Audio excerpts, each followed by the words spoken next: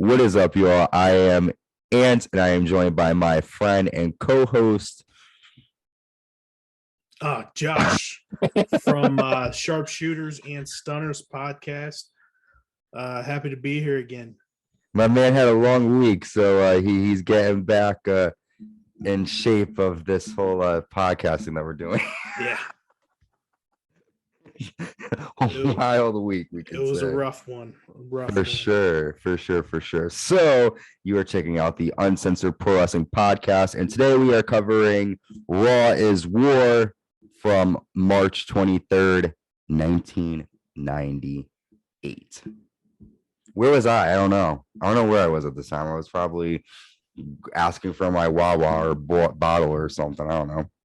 Because I was little. I was maybe like 5. So, but anyways, so we're on the road to WrestleMania. This is our last stop to WrestleMania 14. So we're excited for that. Before we dive into it, I want to make sure that you, if you're listening to us on YouTube, make sure you subscribe, like, and hit the notification bell to stay notified when new content is created. If you're checking us out on Spotify, Anchor, Google Podcasts, Apple Podcasts, Amazon Music, wherever podcasts are available, definitely check us out on there. And if you are not subscribed to us, do that. Josh is a great help, man. This is the first time I'm using this, and it looks kind of really weird. TVMA, I'm like Shawn Michaels. So let's get into it. This is gonna be a really uncensored episode. I don't know what's happening. It's late. It's like what, 10:40 Eastern time. We're doing it late, man. Let's do it.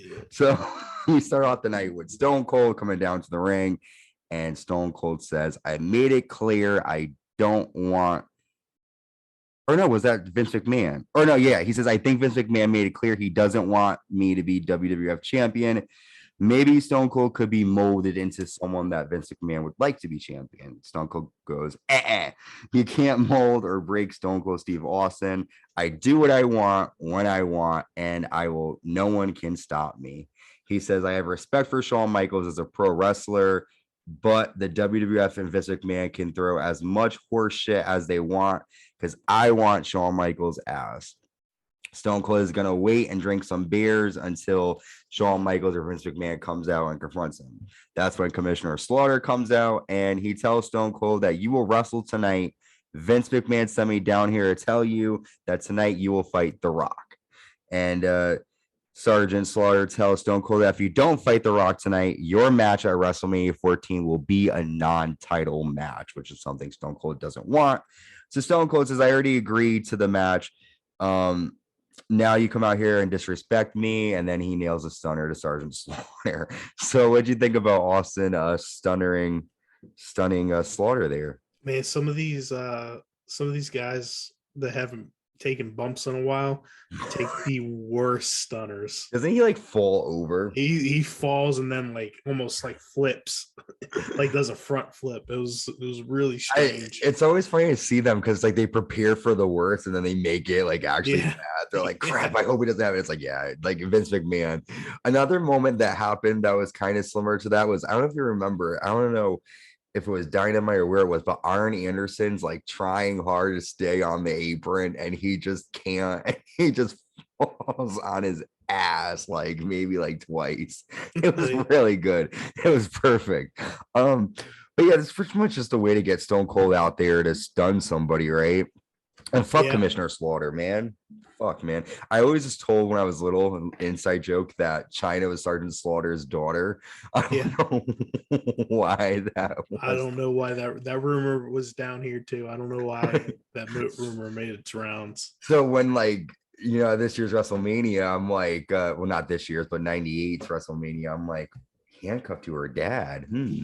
Yeah. But yeah, so just a way to get Stone Cold out there. Our first match is the Quebecers taking on Cactus Jack and Chainsaw Charlie. The Outlaws, the WWF Tag Team Champions, they come out on stage and they're dressed in suits and they're drinking while the match is going on. The New Age Outlaws run down during the match and attack Cactus Jack and Chainsaw Charlie with an alcohol bucket. And Billy drops a table over Chainsaw Charlie's head And they nail a spike pile driver on Cactus Jack on a steel chair. Set up for their match at Mania. Outlaws with the lead. What do you think? So I was listening to the Road Dogs podcast, and one of the first episodes he talks about this feud being the feud that really the Legion of Doom feud was great, but this was the feud that really made them like top tag team, and how special this feud was. Especially with Road Dogg growing up in the business, his father, Bullet Bob Armstrong, getting to work with Terry Funk at WrestleMania, nonetheless, was really special to him. You could see that the Outlaws were a special thing for a tag team division. Like this to me would have been like what Arn Anderson and Tully Blanchard were if they wrestled in this era. Like just piece of shit heels jumping on everybody. Like it was just great. And even as like a kid watching it, like, oh, the New Age Outlaws are such assholes. Who doesn't love Cactus Jack? A kid's perspective, because that's how I was like, go hit him with the chair, hit him with the dubs. Like I was all for that. So when they were getting attacked, I was like, how is this possible? But New Age Outlaws, I think you're right. And I did actually, we talked about this a little bit, I think our last episode about the Legion of Doom. And I went back, I don't know if I watched anything of theirs, but I just did see just like the roof blow off. I don't know what was it? It might have been, I don't know where, it might have been Chicago. I know that's where they're from, but they just, they were pretty big. And for them to kind of kick off the New Age Outlaws, it was a good kind of starting point. But you're right, I don't feel like enough heads were on that rivalry. I think more people were focused on Cactus Jack and Chainsaw Charlie. Very cool, very different. I don't know if I think I might have asked this before, but I'm going to ask you again. Were you more of like, did you like the fact that they were going into this as Cactus Jack and Chainsaw Charlie, or do you wish there was a different?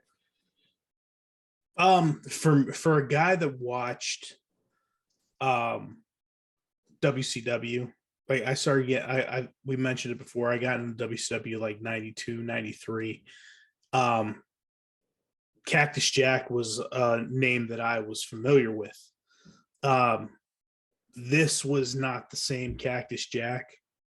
Even as somebody who in 96, 97 started watching ECW and stuff, that wasn't the same Cactus Jack as then either. Definitely a watered down version. I think the introduction of him the year prior against Triple H was good, cool. But I feel like maybe he spent too much time as this character. Like he probably maybe should have brought it out for special occasions. I see. Well, yeah, because it's what I liked about ECW, and I'm trying to think of what other company. This is what I liked about NXT for a little bit. It was almost like a cult following, right? Like, so it's like you have these people like, and this is why I get so like butthurt when it comes to the NXT wrestlers when they move up, because you see them in this sort of way as being this way, almost like, perfect in your eyes, and then they're like shaped. I do see what you're saying with Cactus Jack, because I feel like he was more like comedic purpose. It seemed like he was doing crazy stuff, but like he wasn't doing the fireballs, he wasn't doing the barbed wire ropes. Like he was doing barbed wire stuff, but it was more of him like, how many times can he get hit in the head with a chair? It's like that type of thing. But I think with them, ECW was kind of like cultish too, where it's like it's hard to replicate and do it all. But yeah, I think you're right. For me, this is my first introduction to Cactus Jack. Yeah. But then over time, I went back and saw his ECW stuff, and then appreciate freaking his match with Vader, where like the air comes off. Like God. But yeah, sorry. I have an opinion on NXT that we'll get to at some point, that you may or may put a knife in the our little friendship we have going. That's okay. No, go ahead. No. We'll say we're doing okay. 1998. All right. If I'm lucky enough to ever be on another a current product episode, yes, we'll talk about it. Yes, definitely. Hey, we'll do it. All right. So speaking of doing it, Double J comes out on a horse with Tennessee Lee introducing him. And so to just preface everybody again, I'm literally at the Raw. Well, is it the Raw? Yeah, 2 weeks before Breakdown in your house. So I'm in September. So to see Jeff Jarrett from March to where he is now, like it's this dude has had such a freaking 1998, man. The character changes, man. And to bring back this Double J character. And to top it off, they just did it for what, 4 months. It was because it was basically right after SummerSlam. Yeah, it's pretty much change. Yeah, like after the Here versus Here match, they sort of, they start doing his new theme song, the Deborah theme song, which is what I call it. That was underrated because I think they had something with him and his new look. And then Deborah Southern and Justice. Southern Justice. Yeah. I think that should have went a little bit longer than what it did. Yo, Southern, because I've been talking to Mark Canterbury a little bit, I've been sort of focusing more on the match. Dude, he's a fucking powerhouse. Freaking I was watching one of his stuff the other day, just lifting and dropping, and I'm like, whoa, amazing. I think the ending of that had more to do with his injury than anything, though. Yeah, it's so right now though, this is Jeff Jarrett with Tennessee Lee taking on Steve Blackman. So Jarrett nails a clothesline. Jarrett then with a swinging neck breaker, and Blackman nails a running fist.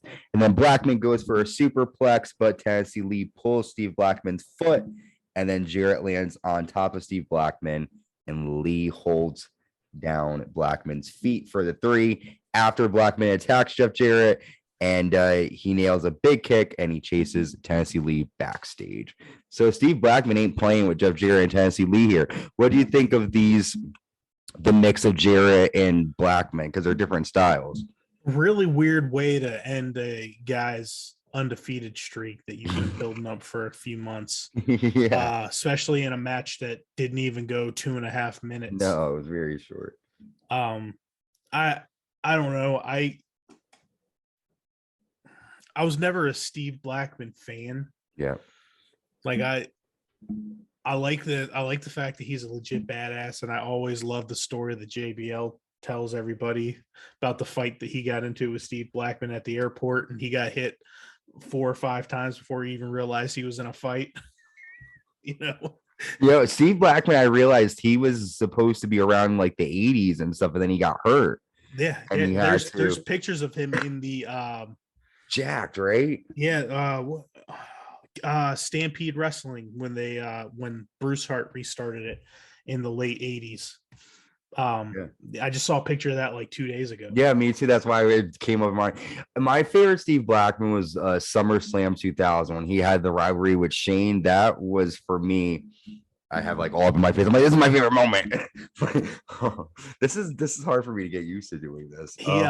He could have been something if he had a personality. Yeah, he was just a little bit with the whole head cheese thing and all that good stuff. Yeah, but right now we don't know again his personality. He's just because didn't he debut as a fan, and then he sort of well, how did they do it? I think didn't he debut as somebody who came to Shamrock's defense or something? Yeah, because they were getting ready for Survivor Series, and it was his first pay-per-view. He was teaming up with them to take on the Nation of Domination, and I think he just kind of like Santino showed up and wanted to help out somebody. But yeah, that's all we really get for Blackman. I mean, he's just sort of just quiet, and that is his first defeat, and it's kind of well. And this rivalry goes on till May, so there's it heats up. Painful. This version of Jeff Jarrett is my least favorite version of Jeff Jarrett. He didn't even have a personality. There's no explanation as to why he went back to that either. He's just he gave him old Tennessee Lee. that who Tony Schiavone says has a knee in his penis. So I was explaining to John about who Tennessee Lee was, and the only thing I could really say was I was like, well, I know he was supposed to like be on like the storyline. He's supposed to be attracted to Sensational Sherry or something in WCW. That's the only thing that I could remember about him.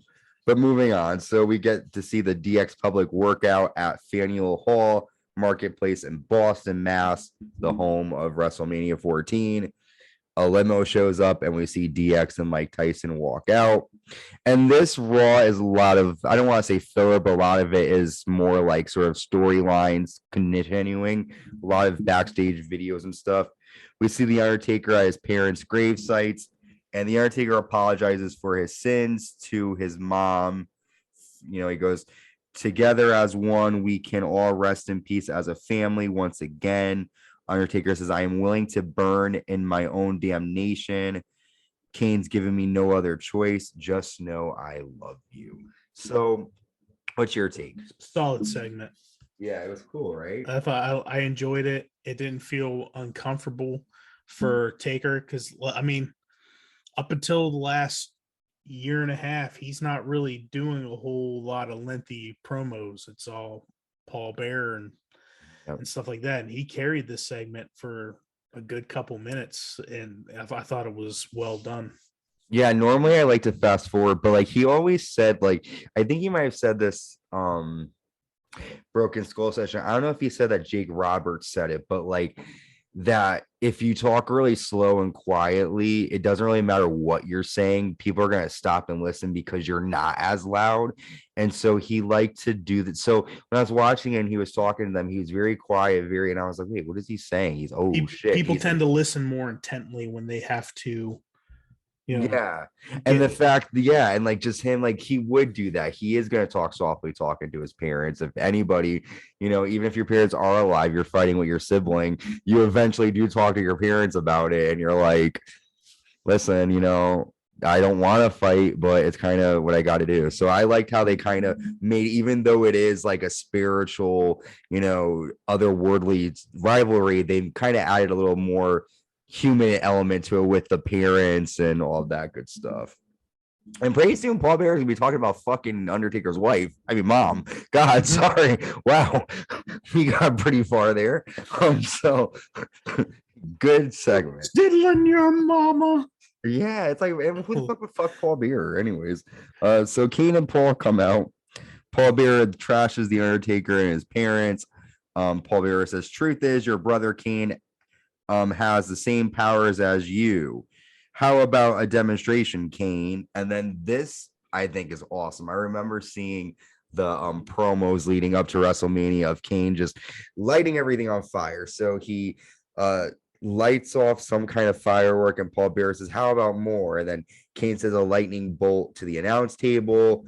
He then sends another lightning bolt to turn the lights off in the arena. And then Paul says, "It will be over forever. Get a close look at your brother. It's your fault, Undertaker, that your parents died in the fire. It's your fault Kane was locked away. Do what you want to, Kane." And then Kane sends a bolt of fire on a crew member, and then that member catches on fire. Yeah, sorry, a lot to unpack there, and I kind of ran through it. So Kane just basically fucking showing off his powers, sending lightning bolts around the arena, turning the lights off, setting someone on fire. He's pissed. I remember watching this with I watched this with a buddy, and we got to a point where we got to the Raw later on where Kane and Shane McMahon have their rivalry, and he puts the car battery up to the to Kane's and my friend looks at me, he's like, "So how the fuck are we supposed to believe that Kane's got the power of bringing lightning down to the arena, but he can't do that to Shane's testes? He's got to use a car battery." Well, you know, things 2003, you know, Kane kind of at this point, we learned about Katie Vick. I think he's kind of trying to cover up a little bit, maybe. He doesn't have the mask anymore. That's what it is. Yes, he should.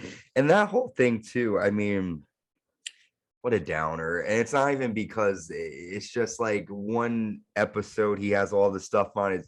It just didn't add up, man. Stick to the history. He was supposed to be burnt everywhere. Then he opened his. It's like, hi. Well, that was the whole thing. If you remember the interview they did with JR afterwards, That's right. Where he's like, "Well, you're really not burnt all over your body," and he's just have this. Like, he has this belief that I'm grotesque. Yeah, and that's why I think that's a good point, because I remember watching the sessions that Kane did, and he said that was what made Kane even more creepier, is that he thought he was this, and he really wasn't burnt. That made him even more psychological. Like, he didn't have to be like think that this guy is that crazy. Damn, Kane, it's all because of Paul Bearer.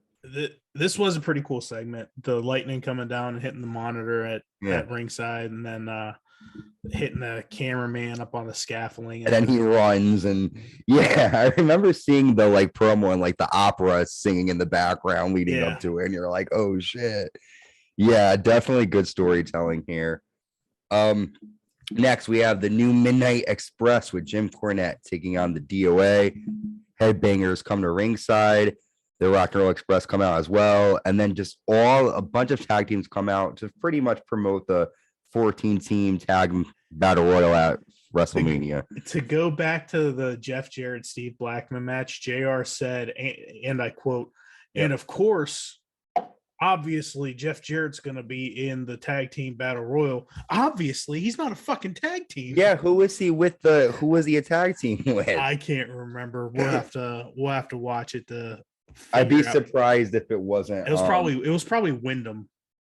Probably. See, I didn't even notice he was even in that match, man. I have to go back and watch it. All right. Well, we then enter the war zone. DX come out, and Triple H says China being handcuffed to the chin doesn't matter. Don't show up to WrestleMania, or I'll send you packing in a wheelchair to Calgary, Owen. And then a lady has big ass boobs in the audience, and they joke around with her. She is high as fuck on something. I don't know what it is. She was ready. She's either coked out or strung out. She's strung out on something, because she's like rolling her eyes and shit like that. She is not in a good place. Man, they're probably like, yes, perfect time. So yes, not Triple H. Shawn Michaels appreciates Vince McMahon's support, but if he needed another skanky jockstrap, I'd call you. I think he's talking about, who is he even talking about here?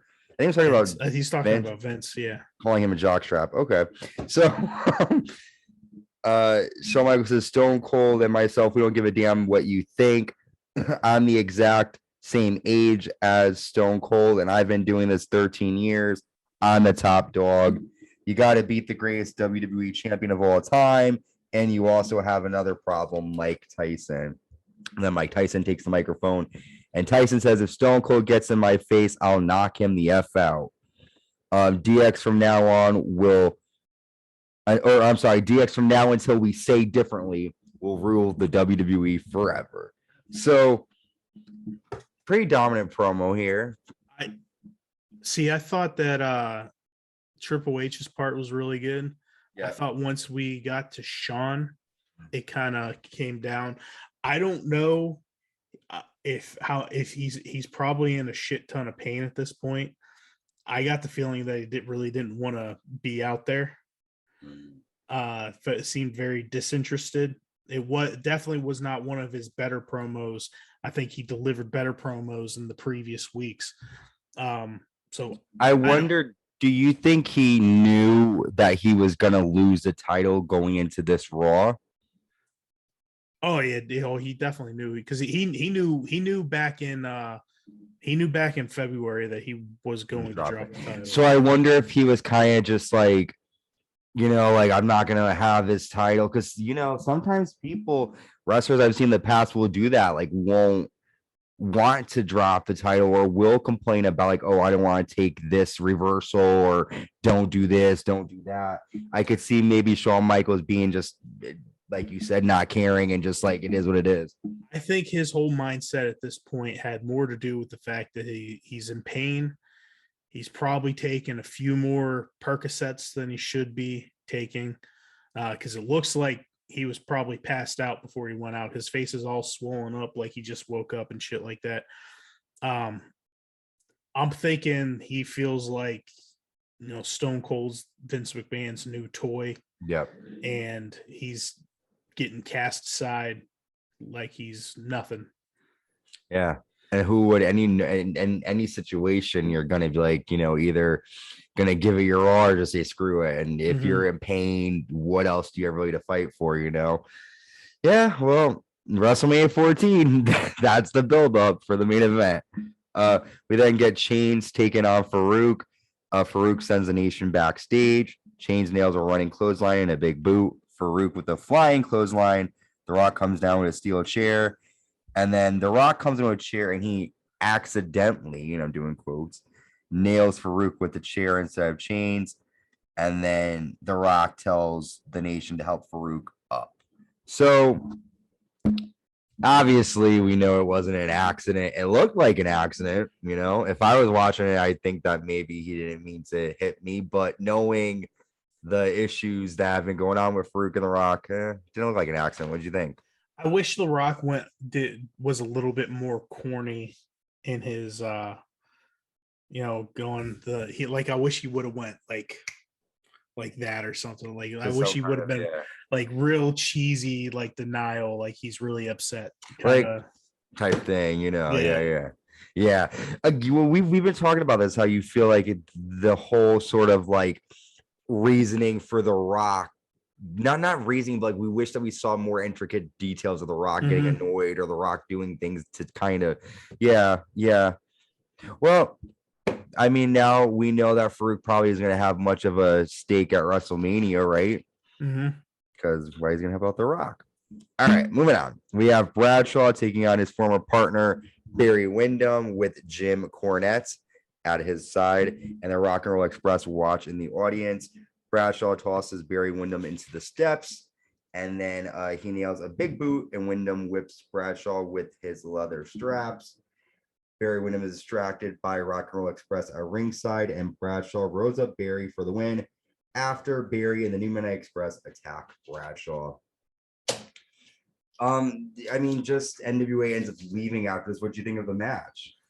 This was used to kind of put a pin. They had high hopes for Bradshaw at this point. They wanted to put a pin in their whole rivalry. If we got the same Barry Windham from like 5-6 years earlier, this would have been an awesome feud to see. But Barry's definitely a little overweight. I got somebody recently in one of the wrestling groups I'm a part of hooked on to the Barry Windham Ric Flair trilogy from the back in the 80s, and they said it was such a masterpiece.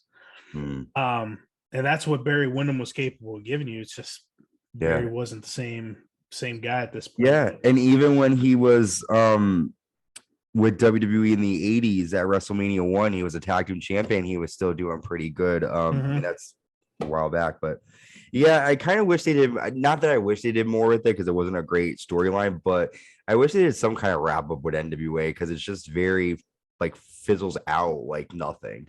So it's hard to really talk about it. I don't think there was a point in them doing a wrap up at that point. It wasn't getting over. It wasn't. Like, let's forget that it happened. It was one of those things that I feel like Vince McMahon was like, Jim Cornette was bitching about it enough that Vince McMahon said, it's like the whole Jim Ross and Mick Foley thing. He put it on the air so Jim Cornette could see it fail. But this had the opposite effect where it actually did fail. So Yeah. I always love the story. We'll talk about this off here because we don't have a lot of time left. But my brother believes Jim Cornette that he is the one that came up with the idea of Bret Hart, the way Bret Hart would lose the title. We'll talk about. You ask 5 different people, they all said that they had something to do with Bret Hart losing that title the way he did. All right, moving on. We now have Marvelous Mark Miro and Sable come out, and Miro says he's going to leave so Sable can enjoy this. Sable and Sonny then get an award for the January edition of Raw magazine. However, Luna runs down and attacks Sable with the plaque and rips up some of Sable's evening gown. Luna was stiff as fuck with those shots. She's like, you know what, bitch, you're gonna come into the ring, you're gonna get it. Like, really, like Sable wasn't selling. She was really fucking hurt. I don't know. Like, I go back and forth. I feel like there are times, and that's what I appreciate about Luna. There are times where if you're selling a match, you need to fucking sell it. And if it comes to beating the shit out of Sable, you're in a wrestling ring. Get ready. Like if I get in the ring, I better be prepared to get my ass handed to me. Yeah, but you also should have the courtesy to let your opponent know, hey, I'm gonna be a little stiff tonight. Like the potatoes are coming, you know what I mean?